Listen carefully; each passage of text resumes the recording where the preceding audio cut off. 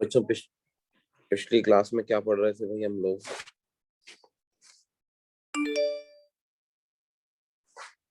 NLM में हम लोगों ने कंस्ट्रेंट मोशन के क्वेश्चंस किए थे, है ना?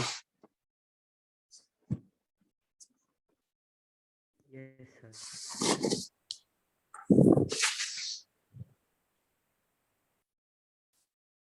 एम आई ऑडिबल बच्चों? Yes sir. Okay.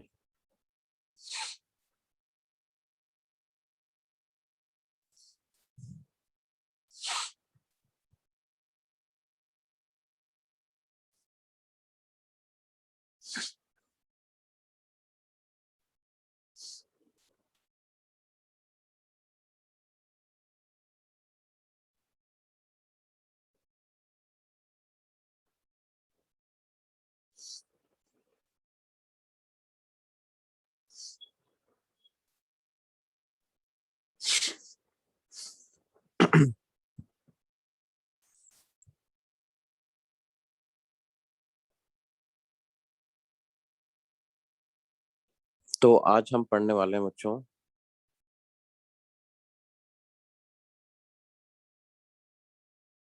Newton's law for a system.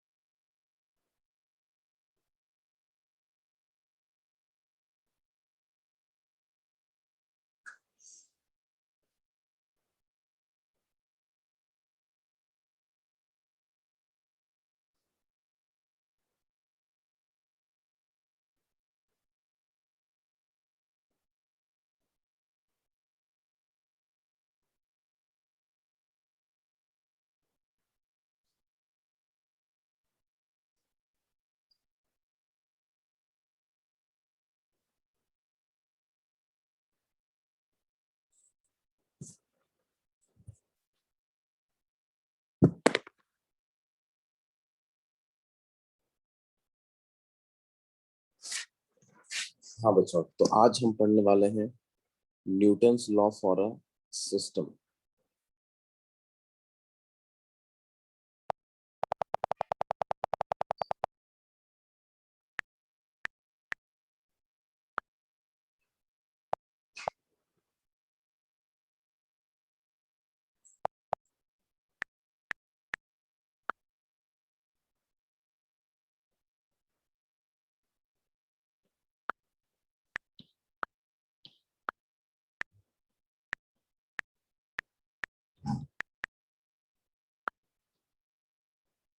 तो देखिए बच्चों, क्या है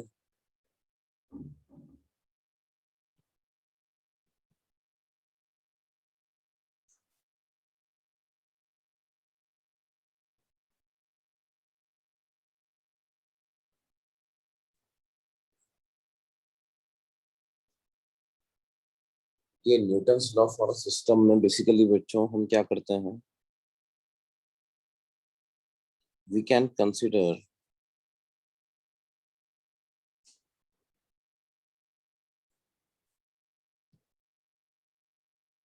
टू और मोर bodies as one system and can apply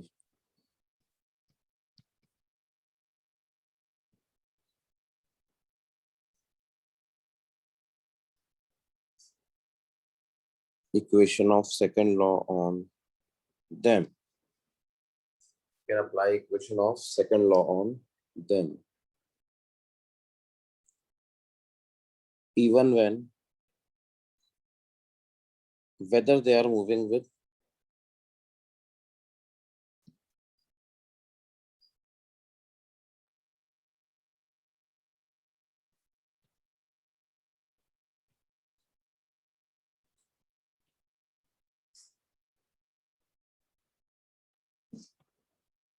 same or different accelerations.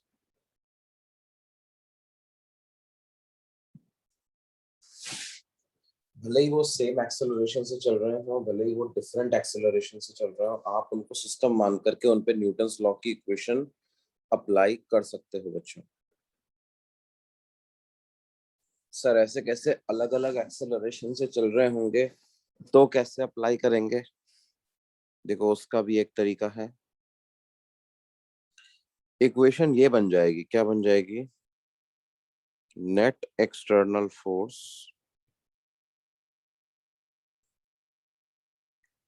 Equal to m1 a1 vector plus m2 a2 vector plus m3 a3 vector.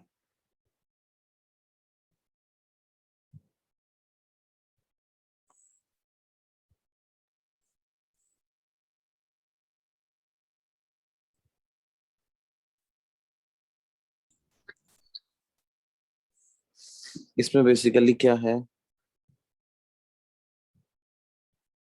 तीन particles हैं, m1 एक है, एक m2 है, एक m3 है। अब देखिए m1 पर क्या क्या फोर्सेस लग सकते हैं।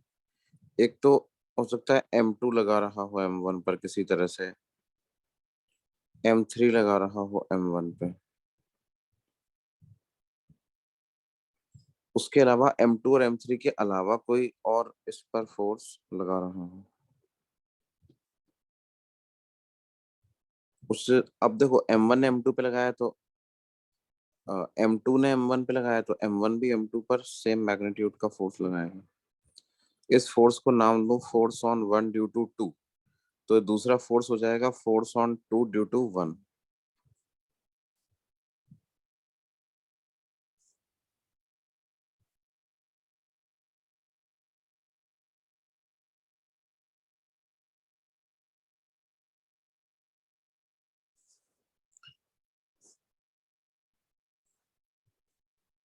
उसी तरह से वन पर थ्री ने जो फोर्स लगाया उसको अगर मैं नाम देता हूँ force on one due to three, तो वन भी थ्री पे लगाएगा सेम मैग्नीट्यूड का अपोजिट डायरेक्शन में, फ्रॉम न्यूटन्स थर्ड लॉ वो F31 हो जाएगा। टू पर थ्री ने कुछ फोर्स लगाया F23, तो थ्री पर भी टू लगाएगा F32। क्या आ जाएगा भाई यहाँ से? नेट एक्सटर्नल फोर्स की अगर बात करेंगे तो देखो हम ऐसा करते हैं, इंडिविजुअल अलग अलग पार्टिकल पे तो अपने को न्यूटन्स लॉ लगाना आता ही है। सर तो हम, हाँ बोलो बेटे। सर आपने जो फोर्सेस बनाए हैं क्या उसके जो नेमिंग है वो उल्टी होगी क्या? जैसे कि F of 1 टू टू ट्यू, तो फिर मतलब जो टू ने फोर्स एक्सर्ट किया वन पर सर, तो वो तो दूसरी वाली लाइन होगी ना, F of two due to one वाली। मतलब सर जो फोर्सेस है सर वो इंटरचेंज होंगे क्या, मतलब उनके नाम? ये वाले, हाँ सर। नहीं नहीं, F12 का मतलब क्या है? Force on one due to two, ऐसे लिख रहा हूं मैं। सर मतलब टू वन पर फोर्स एक्सर्ट कर रहा है ना? हाँ, टू वन पर फोर्स एक्सर्ट कर रहा है, तो ये फोर्स किस पे लग रहा है? वन पे लग रहा है ना। Okay sir, okay sir. One पे लग रहा है तो वन पे ड्रॉ करेंगे उसको, है ना। जिस पे लग रहा है, पहला पहला जो ये दो सब्सक्रिप्ट में नंबर लिखे हुए हैं, पहला नंबर बता रहा है जिस पे फोर्स लग रहा है, और दूसरा नंबर बता रहा है जो फोर्स लगा रहा है। Okay sir. ठीक है। अब देखो, अलग अलग पार्टिकल पे तो सेकंड लॉ की इक्वेशन बनाना आता ही है हमको, है ना। अगर अकेले m1 पे बनानी होगी तो क्या बन जाएगी? F1 vector plus F12 vector plus F13 vector equal to m1 a1 vector. This is equation number 1। Second law on m2 लगाते हैं हम।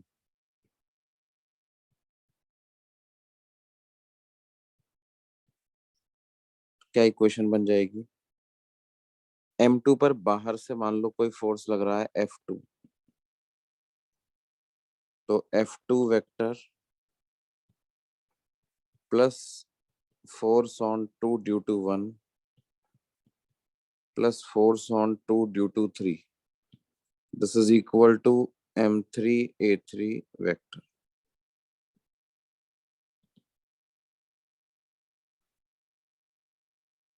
और इसी तरह से सेकंड लॉ ऑन m3 अगर लगाएंगे तो क्या आएगा?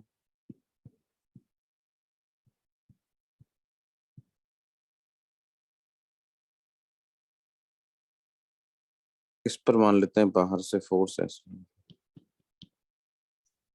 तो F3 vector plus force on three due to two plus force on three due to one equal to m3 a3 vector. Sir ये आपने वो, सर सेकंड इक्वेशन में M2A2 होगा ना वो? M2A2 होगा, हाँ वो मैंने गलती से, क्या होगा? M2A2 vector.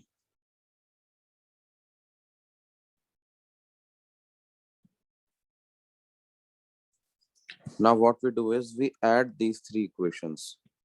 1 plus 2 plus 3, that is what we are going to do.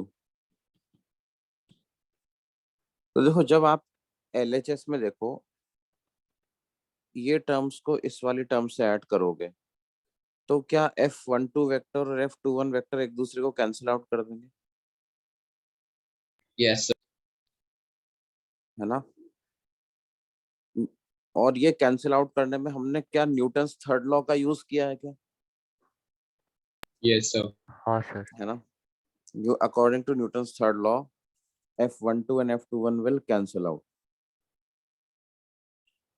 उसी तरह से ये इक्वेशन 3 भी ऐड होगी तो इसमें क्या होगा? F23 and F32 will cancel out, F13 and F31 will cancel out. तो अल्टीमेटली अपने पास क्या बचेगा? जितने भी फोर्सेस इन्होंने एक दूसरे पे लगाए हैं, वो जब हम तीनों इक्वेशंस को ऐड कर देंगे तो वो फोर्स कैंसिल हो जाएगा। तो आपके पास बचेगा क्या? F1 vector plus F2 vector plus F3 vector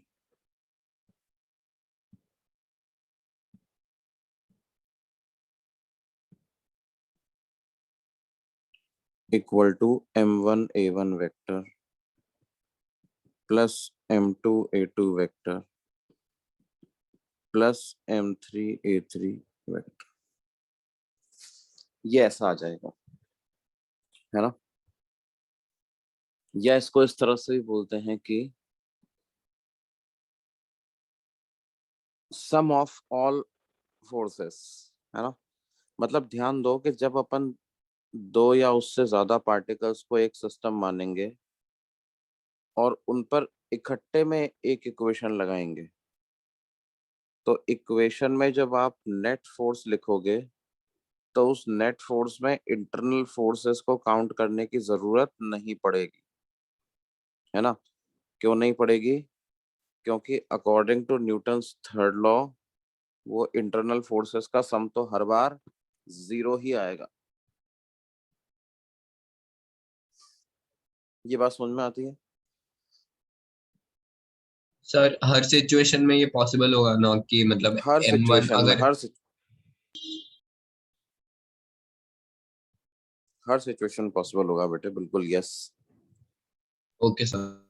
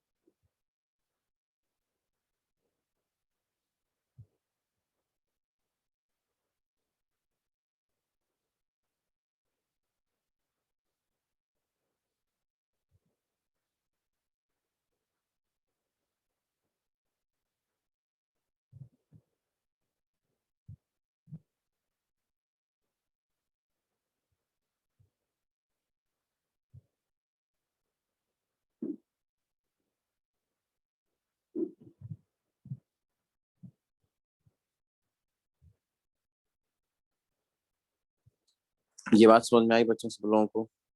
yes sir. अब देखो ये इसका एप्लीकेशन कैसे होता है। जैसे मान लो हमें कुछ ऐसा सिस्टम दे दिया जाए,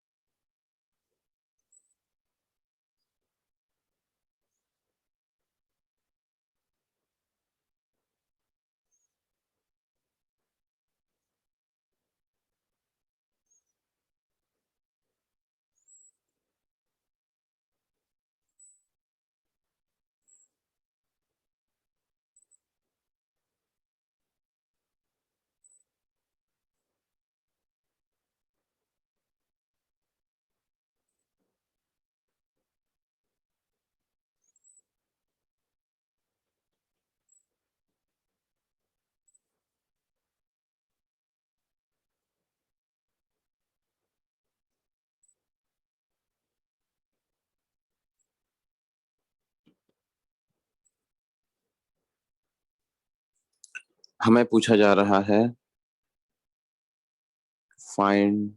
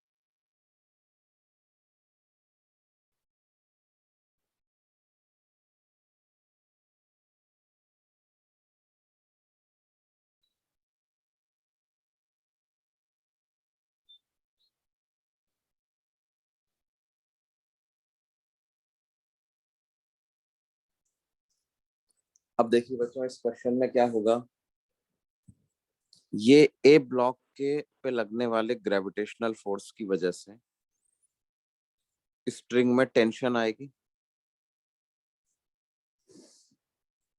क्यों बच्चों? Yes sir. Yes sir.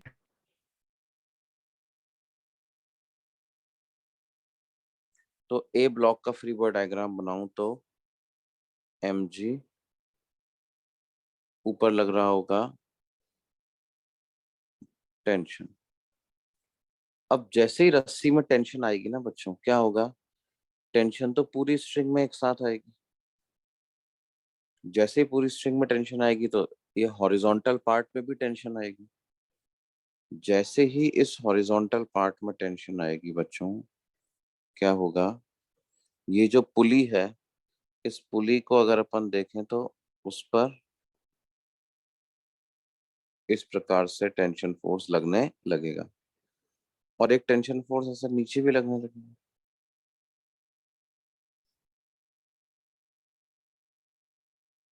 ठीक है, लेकिन ये पुली जुड़ी हुई है किससे, ब्लॉक से।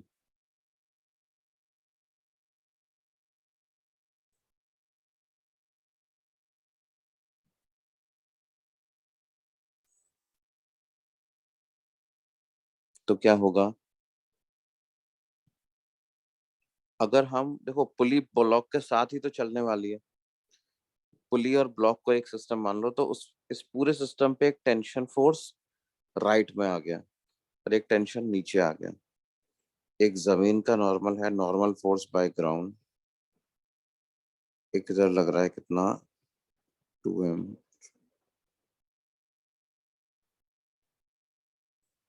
सर हाँ बेटे बोलो। सर इसमें हमने सिस्टम क्या माना है? अभी मैंने दोनों को अलग अलग माना है ना। अभी के लिए मैंने क्या किया है, दोनों को अलग अलग माना है। ये तो ये बनाते समय तो मैंने सिस्टम किसको माना है, ए को, ए यस एस सिस्टम, और उसके अलावा जो भी थे उन सबको एक सिस्टम मान लिया।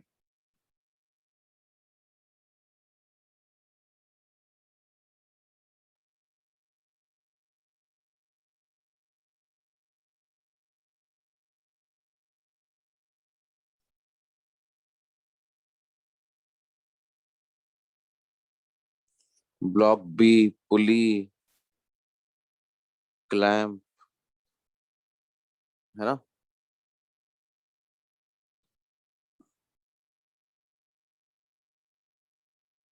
स्ट्रिंग ओवर पुली, इसको मैंने एक सिस्टम मान के ये दूसरा वाला फ्री बॉडी डायग्राम बनाया है। क्यों बच्चों? Yes sir. अच्छा, अब अगर इनके आपस के एक्सेलरेशन के रिलेशन की बात करें तो वो कैसे बनेगा, वो देखो, जैसे ये ब्लॉक है,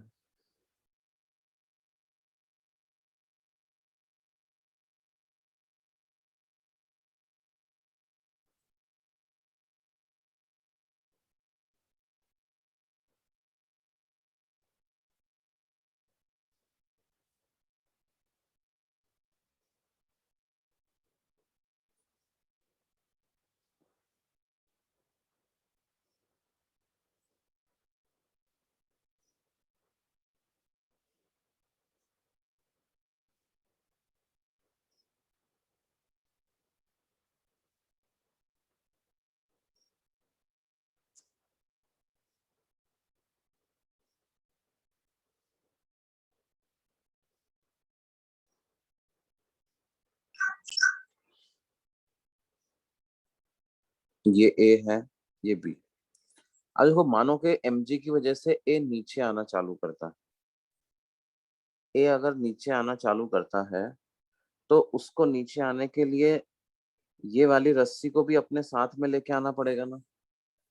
यस अब आप देखो कि ये दीवार से लेकर के और ए ब्लॉक तक जो रस्सी की लंबाई है वो तो कांस्टेंट है। Yes sir.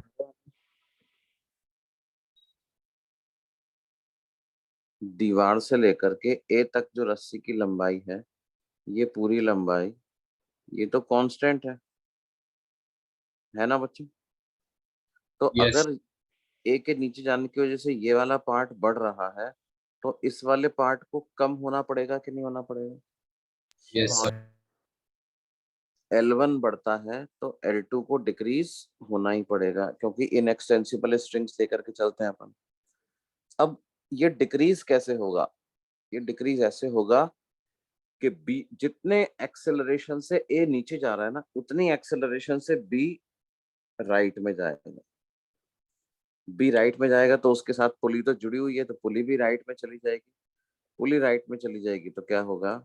ये रस्सी फिर ऐसे होके यूं नीचे आ जाएगी, सर है ये ना? वाला पार्ट नहीं समझा।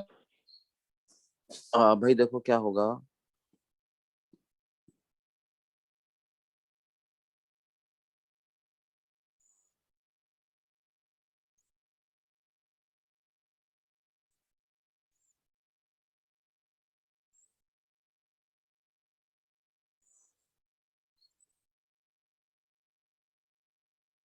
ये ए है, ये बी है ना?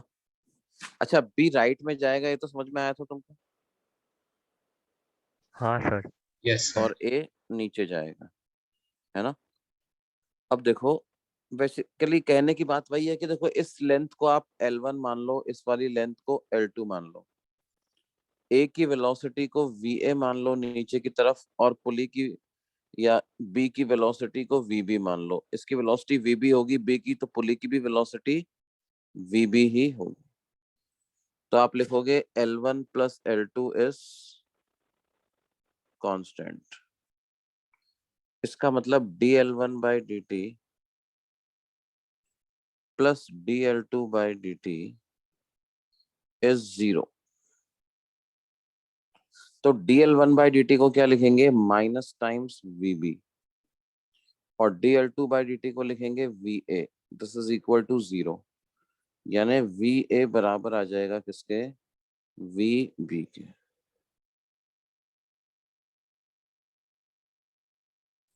VA will become equal to VB। भाई आप ऐसे सोचिए कि जब ये B आगे जाएगा तो B के साथ ये पुली भी यहाँ पे आ जाएगी कि नहीं आ जाएगी? यस सर तो इतनी रस्सी का क्या होगा? ये जो रस्सी बच जाएगी इसका क्या होगा? क्योंकि अब रस्सी तो यहीं से बेंड होने लग जाएगी, अब थोड़ी वहां तक जा करके बेंड होगी, यहीं से बेंड होने लग जाएगी। तो इतनी जो रस्सी बची है उसका क्या होगा? वो नीचे की तरफ जाएगी ब्लॉक ए के साथ। वो ब्लॉक ए को मार्जिन मिल जाएगा नीचे जाने का, तो जितना लेंथ ये बची है उतना ही ब्लॉक ए नीचे चला जाएगा। समझ में आ रही है बात बच्चों? Yes sir. और ब्लॉक ए आगे तो जाएगा ही जाएगा, है ना? क्योंकि वो ये बी जो है वो उसको अपने साथ ऐसे पुश करके आगे तो ले जाएगा, और साथ में नीचे भी चला जाएगा ये, है ना? हम ये बोल सकते हैं इसके जो नीचे वाले जाने वाली वेलोसिटी का मैग्नीट्यूड होगा, वही ब्लॉक के आगे जाने वाली वेलोसिटी का मैग्नीट्यूड होगा। इस इक्वेशन को डिफरेंशिएट कर दो। सर सर सर हाँ, जो dL1/dt है सर, सर उसमें नेगेटिव आपको कैसे पता कि वो नेगेटिव आ जाएगा? क्या बेटे, क्या बेटे? VB की स्पीड नेगेटिव आ जाएगी, ये आपको कैसे पता? क्या नेगेटिव आ जाएगी? सर वेलोसिटी ऑफ B, जैसे हमने L1 को नेगेटिव जब। नेगेटिव क्यों लिखा, माइनस VB क्यों लिख दिया? क्योंकि देखो, ये dL1/dt will be negative of velocity of B, है ना? क्योंकि L1 कम हो रहा है ना, ओके सर ओके। है ना? अगर y और x दो वेरिएबल्स हैं, y x के साथ कम हो रहा है, तो dy/dx नेगेटिव ही आना चाहिए। यस सर समझा। ये जो ऊपर इक्वेशन लिखी है इसको डिफरेंशिएट करोगे तो क्या पता चल जाएगा? Acceleration of A will be acceleration of, है ना?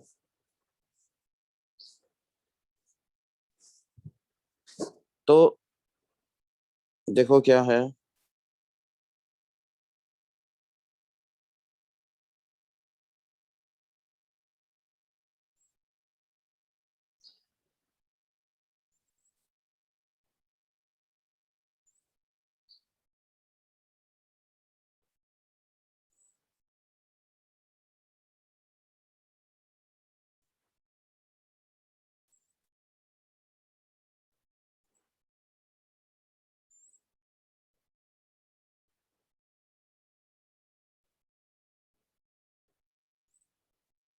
बी का एक्सेलरेशन अगर हम ए मान लेते हैं, तो ए का एक्सेलरेशन भी ए नीचे होगा।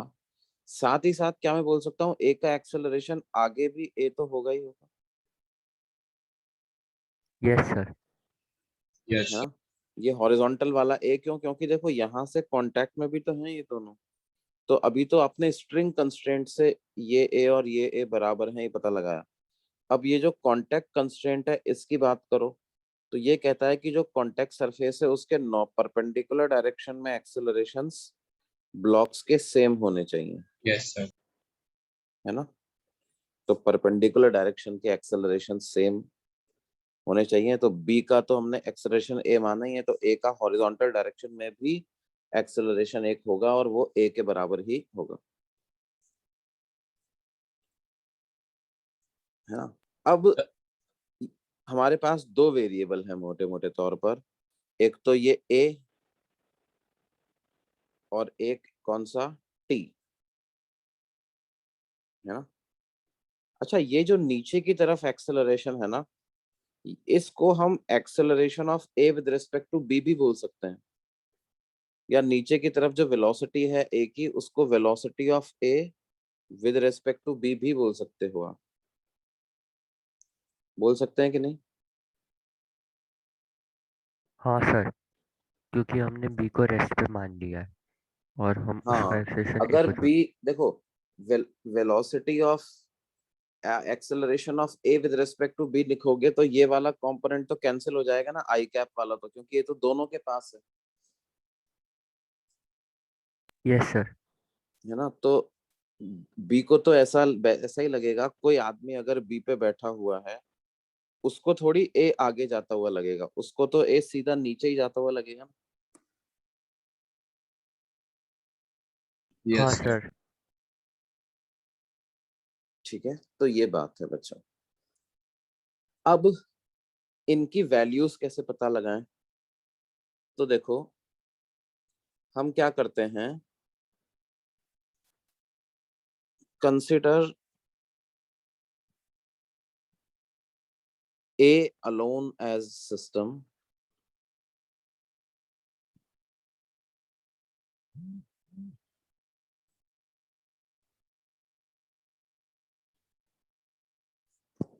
and apply second law on it। अकेले एक कोई सिस्टम मान करके उस पर सेकेंड लॉ लगाओ, किस डायरेक्शन में, इन वर्टिकल डायरेक्शन,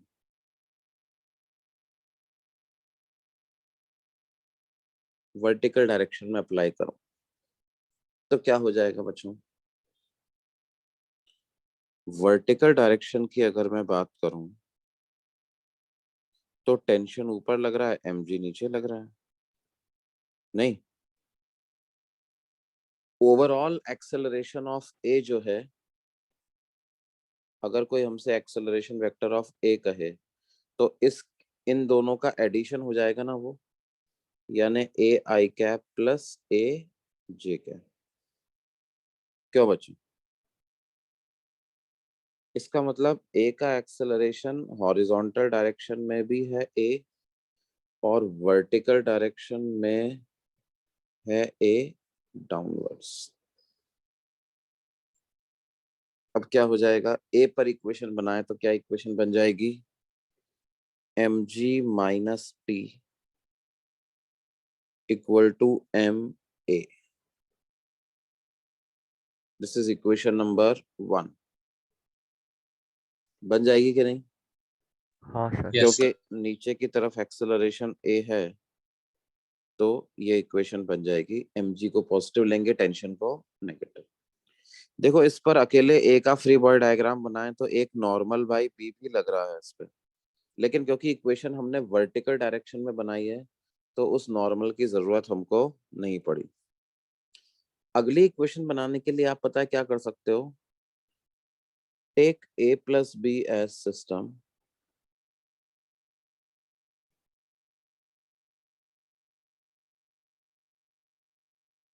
and apply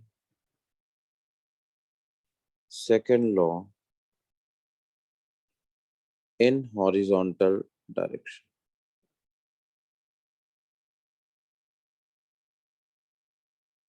तो देखो क्या होगा, जब हम A और B को सिस्टम ले लेंगे तो हमें ढूंढना होगा कि इस पर बाहर से कौन सा फोर्स लग रहा है ना। क्योंकि सिस्टम पर तो इक्वेशन क्या लगती है, F external equal to mass into acceleration. तो अब एक्सटर्नल फोर्स ये टेंशन ही हो गया एक तरीके से।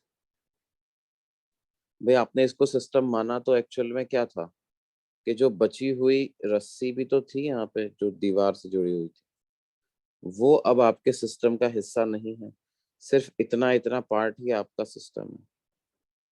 तो वो जो रस्सी आप पे टेंशन लगाएगी वो तो एक्सटर्नल फोर्स हो जाएगा। उसके अलावा एक्सटर्नल फोर्स क्या होगा, ए पर mg, बी पर 2mg, और साथ ही साथ बी पे लगने वाला ग्राउंड का नॉर्मल। अब इस पूरे को सिस्टम मान रहे हैं तो एक ही हॉरिजॉन्टल डायरेक्शन में एक्सटर्नल फोर्स लग रहा है, कौन सा, टी। हम इक्वेशन क्या लगा रहे हैं, F net external in horizontal direction equal to m1a1x plus m2a2x।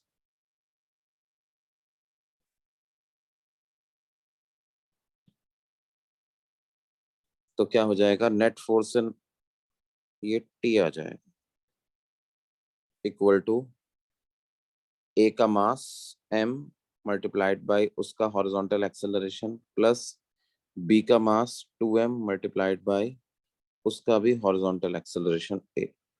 तो टेंशन की यहाँ से क्या वैल्यू आ जाएगी बच्चों, 3ma। ये इक्वेशन नंबर 2 हो गई आपकी।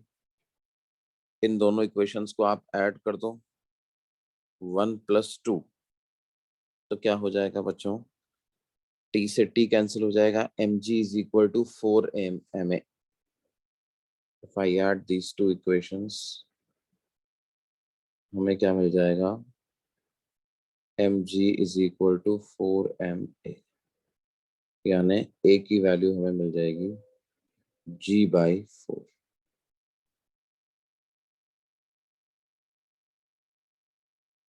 क्या ये बात समझ में आती है बच्चों? yes sir. सर एक डाउट, हाँ बोलो बेटे। सर ऐसे टाइप के क्वेश्चंस में हमें मोशन का डायरेक्शन और मतलब कैसे मूव करेगा वो पूरा सिस्टम वो बताएंगे क्या? वो क्या कैसे पता मतलब चलेगा? क्वेश्चन में गिवन होगा क्या एरोस कि नहीं मतलब नहीं उसका मोशन नहीं नहीं कैसे? नहीं, नहीं। कैसे चलेगा, क्वेश्चन में नहीं दिया होगा। ये हमको ही क्या है, जब हम बॉडी इस पूरे सिस्टम का या अलग अलग पार्ट्स का फ्री बॉडी डायग्राम बनाएंगे ना बच्चों, एफबीडी बनाएंगे, उन पे लगने वाले फोर्सेस को आइडेंटिफाई करेंगे, शो करेंगे, तो फिर हमें आइडिया लगेगा।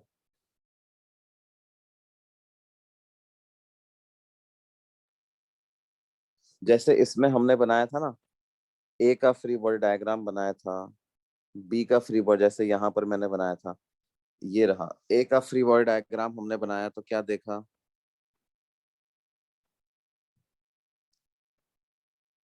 फोर्सेस लग रहे हैं mg नीचे, टेंशन ऊपर, नॉर्मल राइट में, है ना। तो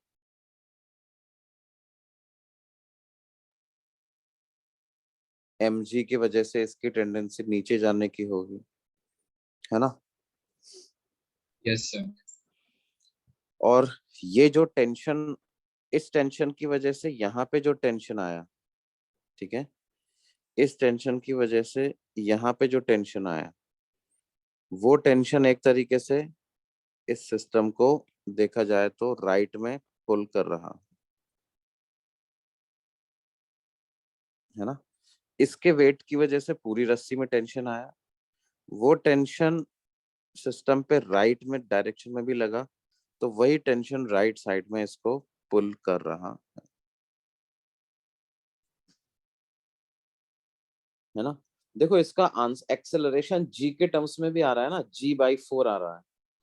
मतलब एक तरीके से अपन समझ सकते हैं कि एक्सटर्नल फोर्स का जो रोल है उसमें mg का कंट्रीब्यूशन है।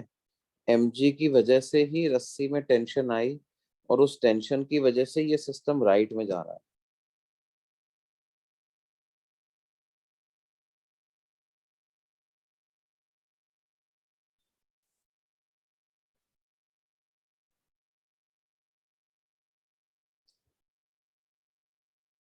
अगले पेज पे चले बच्चों।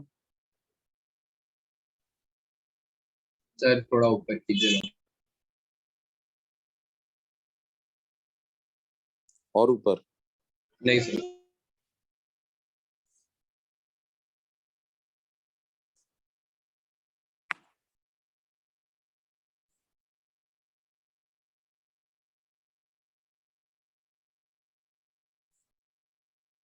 Yes sir done.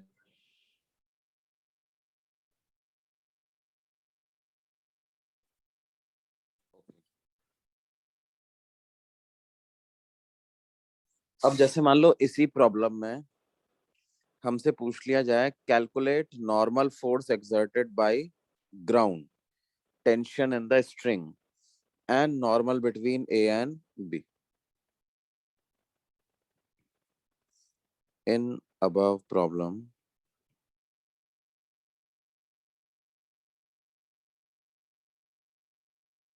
Calculate tension force,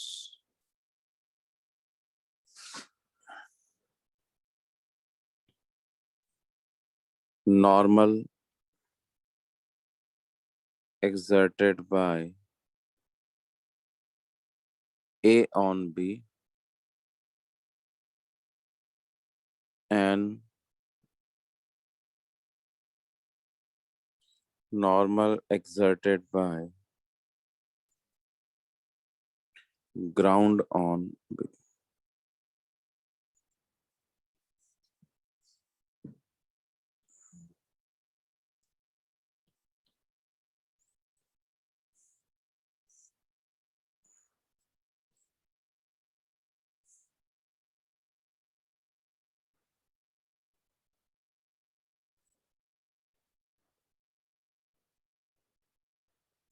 अब देखो कैसे करें इसको। बी ब्लॉक,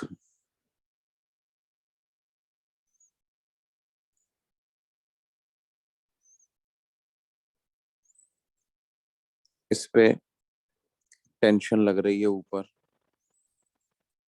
mg लग रहा है नीचे, नॉर्मल लग रहा है आगे। तो हम क्या करें, ऑन बी हम इक्वेशन लगा दें इन वर्टिकल डायरेक्शन।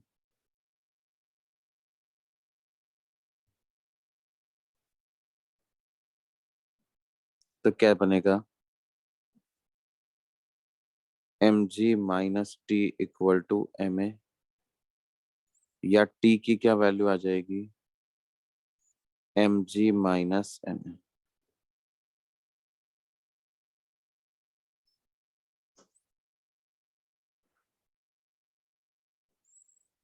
a को लिख देंगे कितना, G/4। तो टेंशन की क्या वैल्यू आ जाएगी,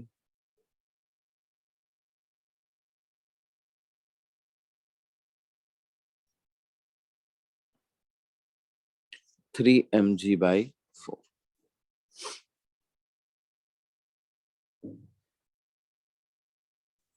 और b पर इक्वेशन लगा दें हॉरिजॉन्टल डायरेक्शन।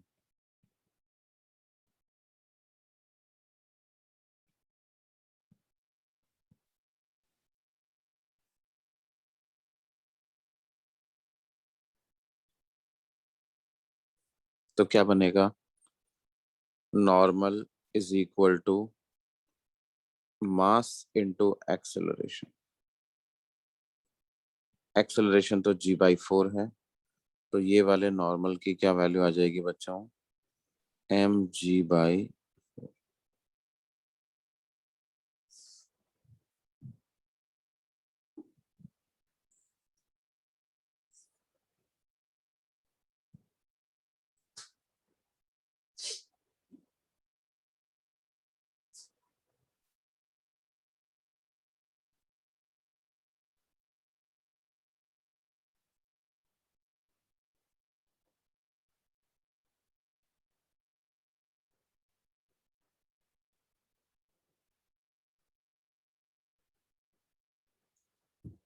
ये बात समझ में आती है बच्चों दोनों?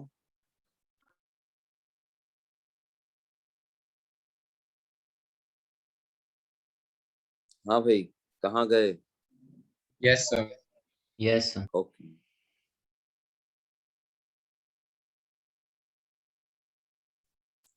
अब अगला क्या है, ग्राउंड का नॉर्मल पता लगाओ। तो ग्राउंड का नॉर्मल पता लगाने के लिए हम क्या है, ए का फ्री बॉडी डायग्राम बनाना पड़ेगा, क्योंकि ए पे ही तो लग रहा है ग्राउंड का नॉर्मल। सॉरी, ये कौन है, ये इसको ए माना था ना हमने। हाँ सर, वो ए है। ये ए है।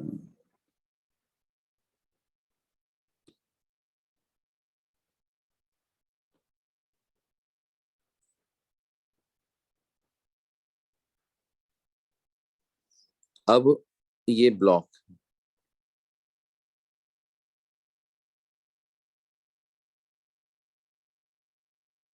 ये बी का फ्री बॉडी डायग्राम बनाएंगे तो कैसा बनेगा, ये पुली,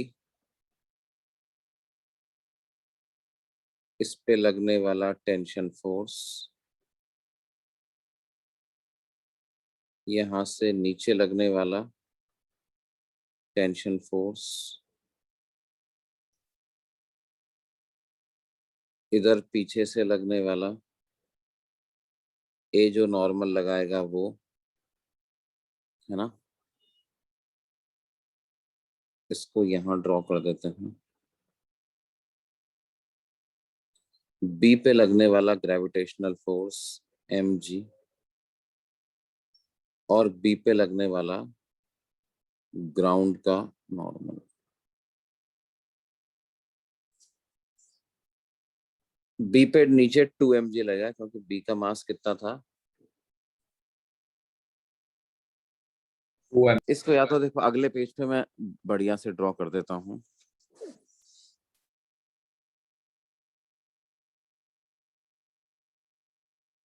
ये बी ब्लॉक है,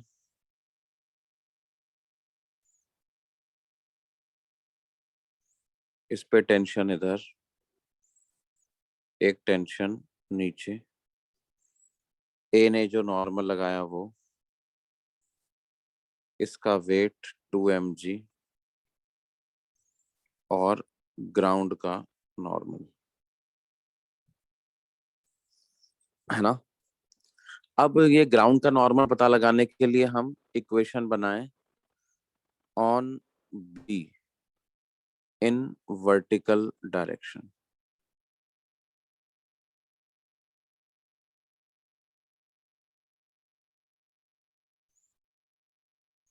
तो क्या हो जाएगा, बी पर वर्टिकल डायरेक्शन में इक्वेशन बनाएंगे तो normal force by ground -t -2 mg, यही 3 फोर्स तो लग रहे हैं बच्चों। Yes normal force by ground 2 mg और t, 2 mg और t नीचे लग रहे हैं और नॉर्मल ऊपर लग रहा। अच्छा, वर्टिकल डायरेक्शन में तो बी का तो कोई एक्सेलरेशन नहीं है ना बच्चों, नो सर। तो उसको 0 कर दें। नॉर्मल फोर्स बाय ग्राउंड कितना आ जाएगा, t + 2 mg, और t की क्या वैल्यू आई बच्चों, 3 mg/4। 3 mg/4। 4। टेंशन आया 3 mg/4। तो इसको यहाँ पे सब्स्टिट्यूट कर दो, 3 mg/4 प्लस 2 mg, तो ये हो जाएगा 11 mg/4।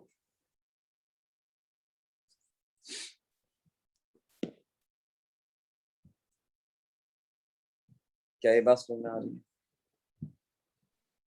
Yes sir. Yes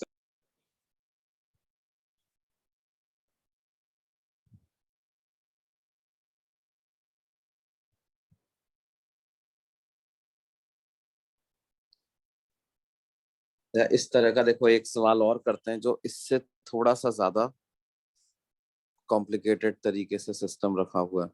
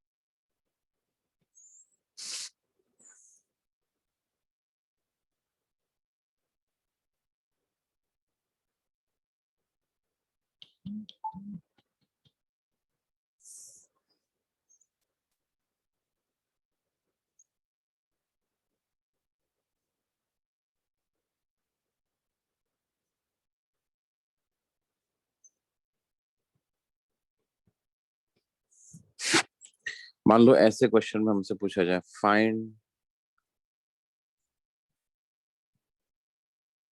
accelerations of blocks A and B shown in the system.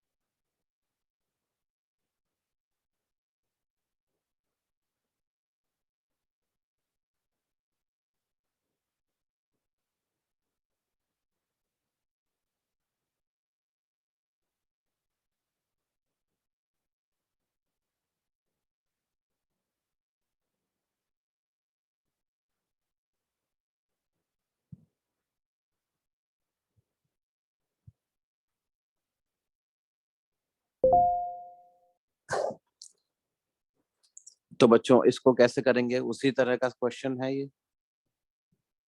बस इसमें क्या है, इनके एक्सेलरेशंस का जो रिलेशन होगा वो दोनों का बराबर मैग्नीट्यूड का नहीं आएगा, है ना।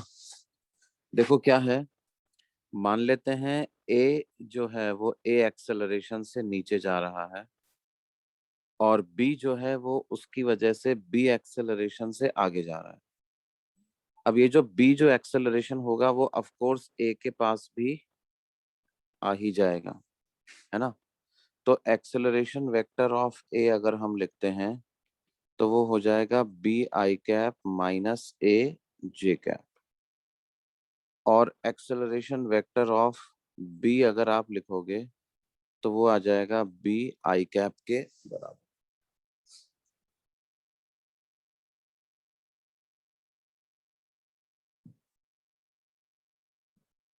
सर हमने माइनस जे कैप क्यों लिखा? माइनस जे कैप क्यों लिखा भाई, ये नीचे की तरफ है ना ए का एक्सेलरेशन, ए ये।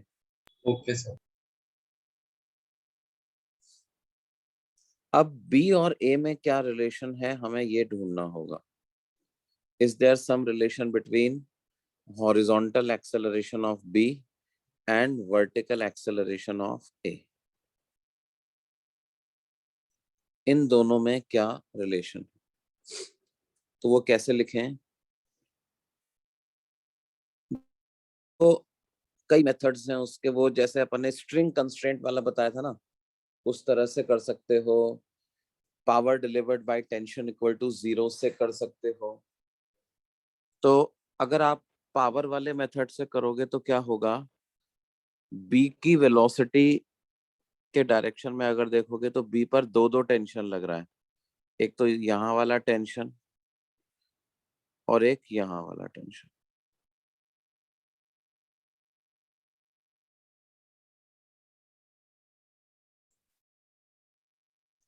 और ए की अगर बात करोगे तो उस पे टेंशन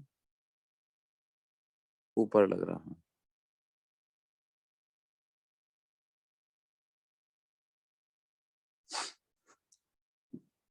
तो अगर मैं ऐसे कर दूं T dot T1 dot V1 plus T2 dot V2 equal to 0, अगर ऐसा मैं कर दूं तो क्या मिल जाएगा मेरे को।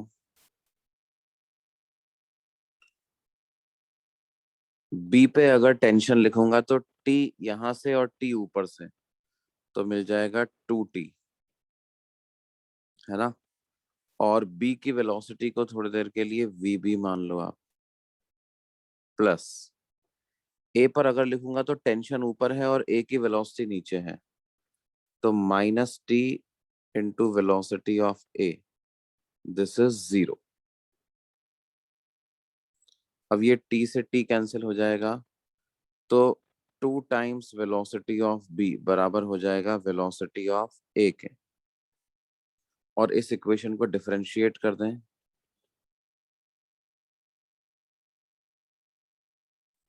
अबव इक्वेशन, तो क्या आ जाएगा मेरे पास, two A 2 B is time equal to A. Acceleration of B is equal to acceleration of A. Acceleration of B को बी माना हुआ है तो 2B इज इक्वल टू ए। ये एक इक्वेशन अपने पास आ जाए। की बात समझ में आती है बेटे। सर उसके बाद हम क्या करेंगे, न्यूटन्स लॉ लगाएंगे। अब इनकी वैल्यूज पता करेंगे।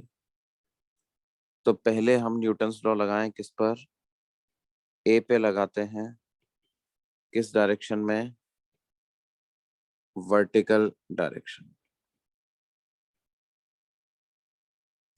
तो ए पर अगर वर्टिकल डायरेक्शन में लगाओगे तो क्या इक्वेशन बनेगी, mg नीचे, टेंशन ऊपर, और एक नॉर्मल पे लग रहा है लेकिन वो तो हॉरिजॉन्टल डायरेक्शन का फोर्स है, on A in vertical direction. तो क्या हो जाएगा, mg minus T is equal to A का मास इंटू उसका एक्सेलरेशन, दैट इज ए। तो ये इक्वेशन नंबर 2 आ गई। फिर अगली इक्वेशन लगाएंगे on be in horizontal direction.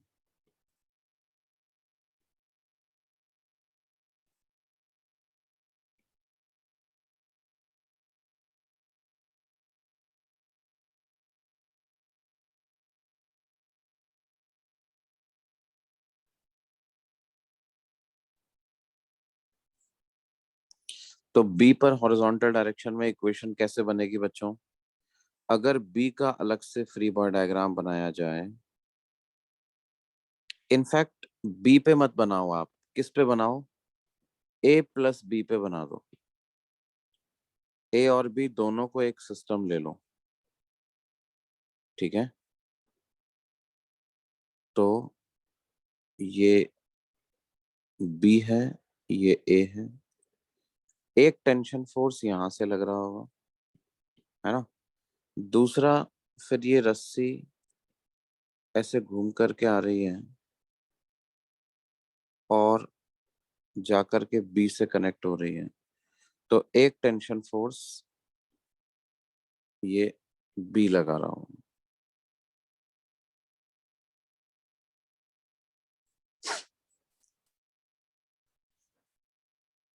उसके अलावा ए पर mg लग रहा है नीचे, बी पर 2 mg लग रहा है, नॉर्मल फोर्स बाय ग्राउंड लग रहा है। लेकिन ये वर्टिकल डायरेक्शन वाले फोर्स हॉरिजॉन्टल मोशन को कंट्रोल नहीं करेंगे। हॉरिजॉन्टली तो सिस्टम पे 2t लग रहा। तो इक्वेशन क्या लिख देंगे हम? 2t इज इक्वल टू दोनों के हॉरिजॉन्टल डायरेक्शन के एक्सेलरेशन, तो ए का मास इंटू उसका हॉरिजॉन्टल एक्सेलरेशन, वो भी बी है।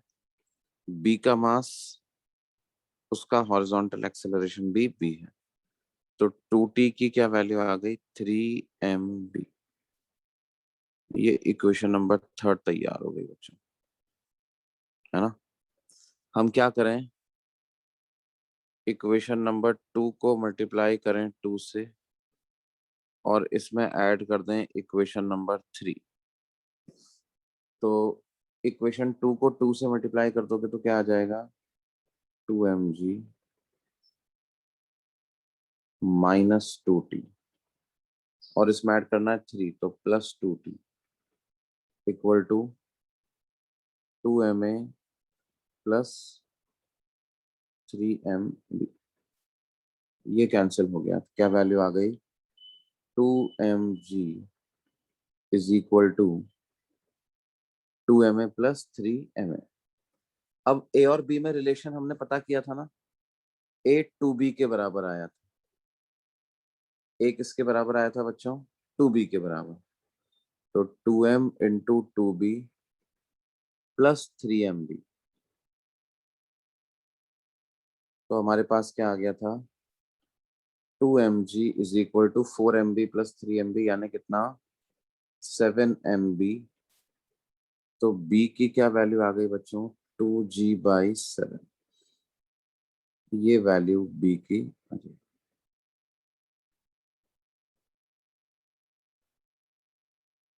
क्या ये बात समझ में आ रही है? Yes.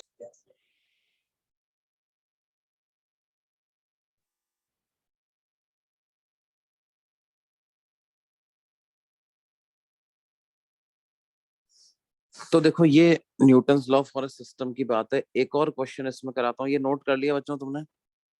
Yes sir. Yes sir. देखो,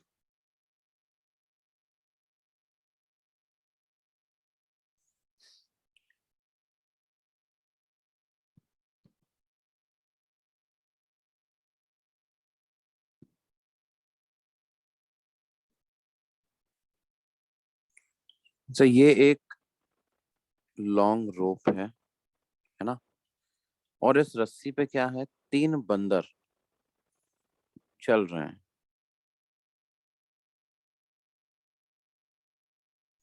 ये मंकी ए मान लो इसको आप।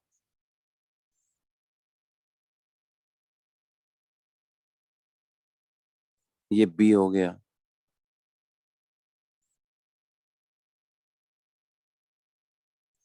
ये सी हो गया। ए नीचे आ रहा है with an acceleration of 1 meter पर सेकेंड स्क्वायर। बी ऊपर जा रहा है with constant velocity of 5 meter पर सेकेंड, और सी ऊपर जा रहा है विद एक्सेलरेशन ऑफ 2 मीटर पर सेकेंड स्क्वायर। तो मुझे क्या करना है, I have to find the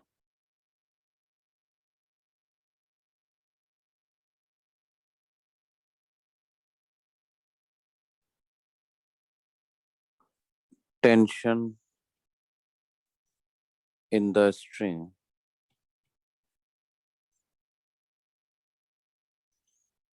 at the point P as shown in figure.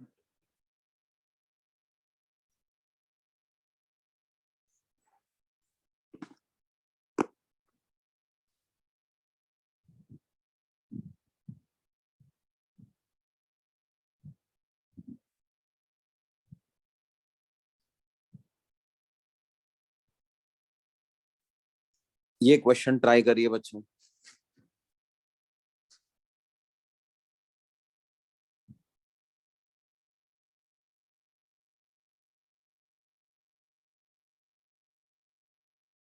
Sir आपने वो पीटी क्या लिखा है?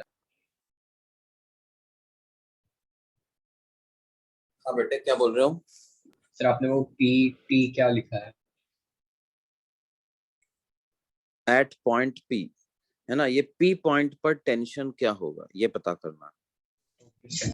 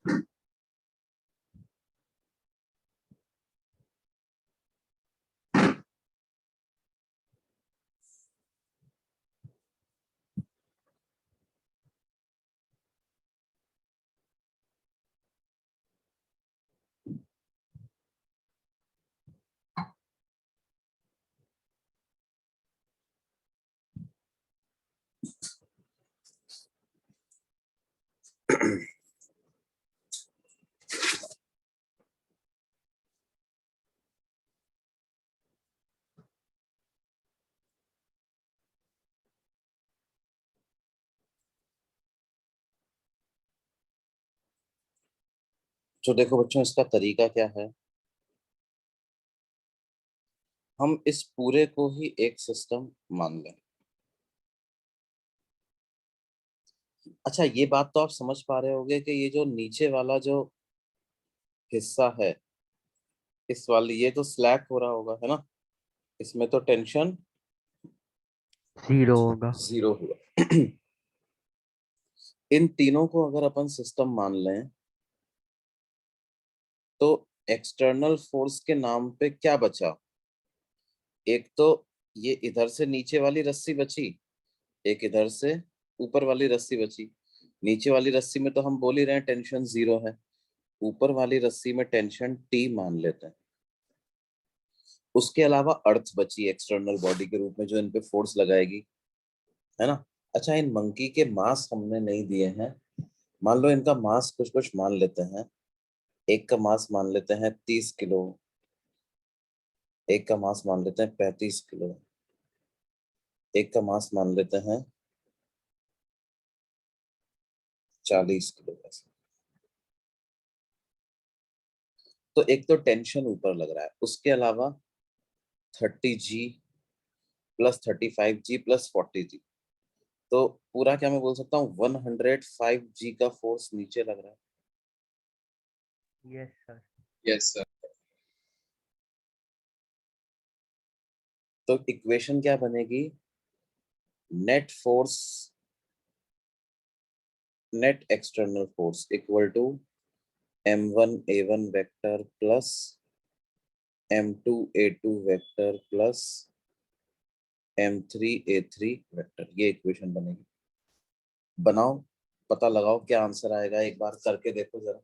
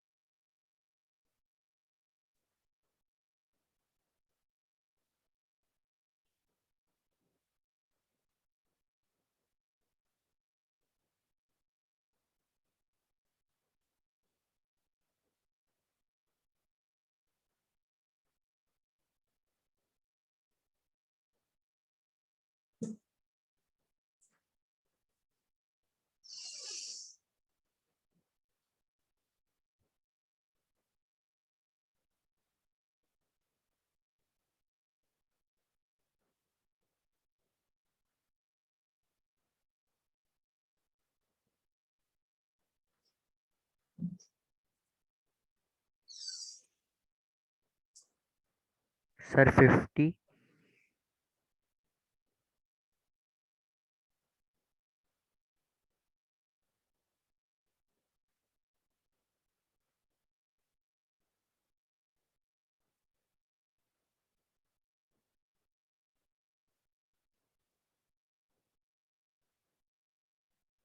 सर जी का वैल्यू 10 मीटर पर सेकंड स्क्वायर लेना है। क्या आंसर आया बच्चों? सर सर जी का वैल्यू 10 लेकर 100 आया। देखो कैसे इक्वेशन बनेगी सर सिर्फ 1000।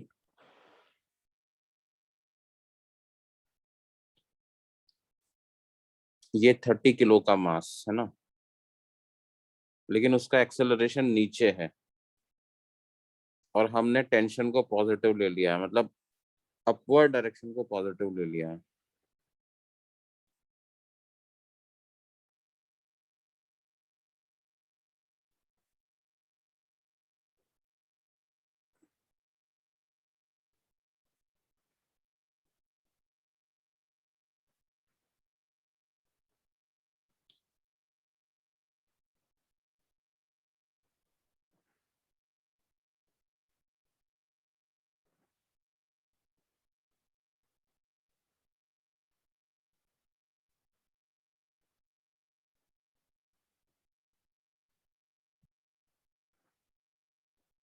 हाँ सर।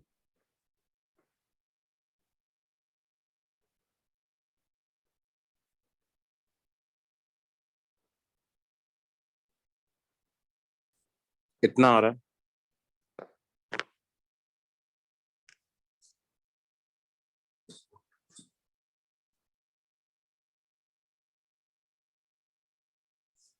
Yes sir.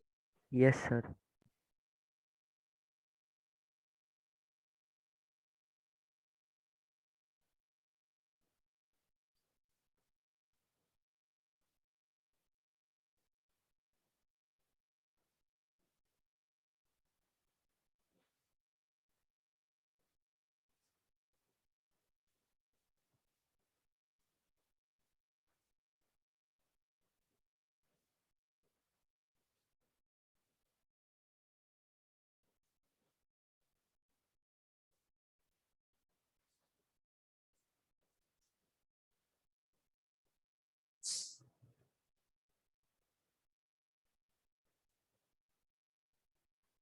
इस क्वेश्चन को आप अलग अलग पे इक्वेशन बना के भी कर सकते थे बच्चों,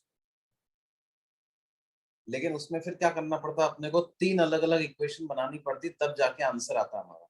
समझ रहे हो ना इस बात को आप लोग? यस। और सर जब भी फिर सबको ऐड करते तो यही इक्वेशन आ जाता फाइनली। हाँ, आंसर तो यही आता ऑफ कोर्स, और सबको ऐड करते तो इक्वेशन भी अल्टीमेटली यही आ जाती।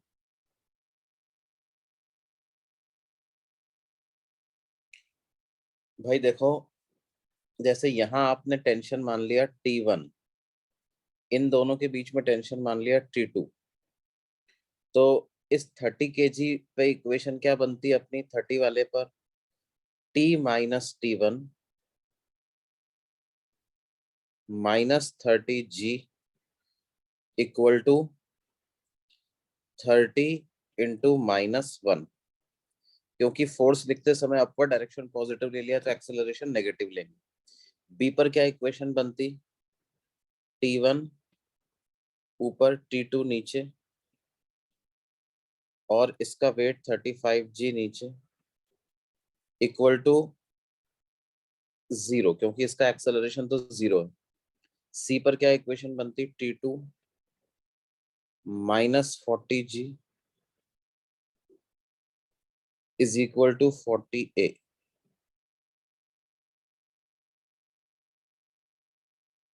अब क्या हो जाएगा ये? T माइनस T1 से प्लस T1 माइनस T2 से प्लस T2,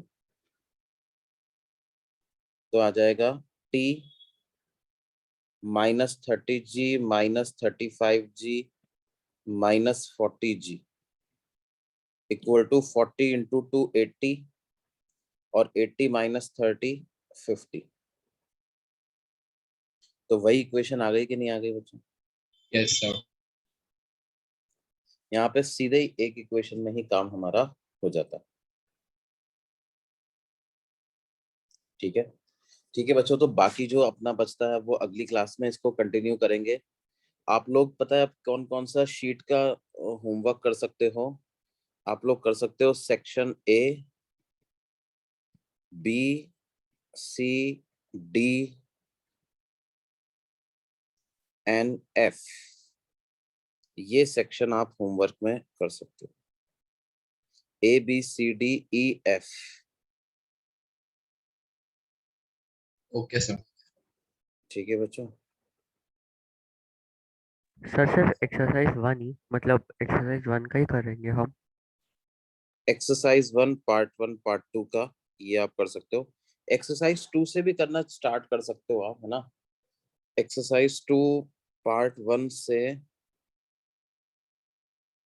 आप क्वेश्चंस कर सकते हो, क्वेश्चन नंबर 1 से लेकर के क्वेश्चन नंबर 10 तक कर सकते हो, है ना? बेसिकली देखो, अब हमारा ये चैप्टर कंप्लीट हो गया है। 2 चीजें हमें अभी और पढ़नी है, एक तो स्प्रिंग फोर्स के बारे में और पढ़ना है और एक सूडो फोर्स के बारे में और पढ़ना है। ठीक है, तो इनके अलावा बाकी कोई भी क्वेश्चन कर सकते हो। Okay sir. अभी के लिए ये करिए, क्योंकि मैं ये चारों पांचों सेक्शन का होमवर्क ही काफी हो जाएगा, इसलिए मैंने ये नहीं बताया था। लेकिन अगर आपका भी ये पहले से हो रहा है तो आप ये वाले क्वेश्चन भी कर सकते हो। ठीक सर है, मतलब वो ऑप्शनल है ना, एक्सरसाइज 2 हाँ वाला? मतलब होमवर्क, होमवर्क तो अभी अपन इसी पहले एक्सरसाइज 1 का डिस्कस करेंगे। ठीक है, ओके सर। सर तो फिर एक्सरसाइज 2 बाद में करेंगे तो चलेगा ना? हाँ बाद में करोगे तो भी चले, कोई उसमें दिक्कत ओके सर। नहीं। ओके बच्चों, thank you sir. Thank you sir. बच्चों वेलकम।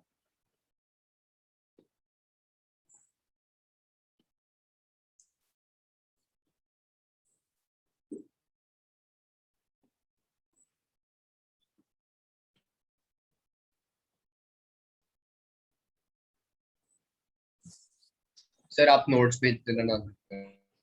हाँ बेटे, सर नोट्स भेज दीजिएगा ना ग्रुप पे। हाँ हाँ हाँ, मैं जल्दी भेज देता हूँ, अभी कोशिश कर रहा हूँ, अभी भेज दूँ।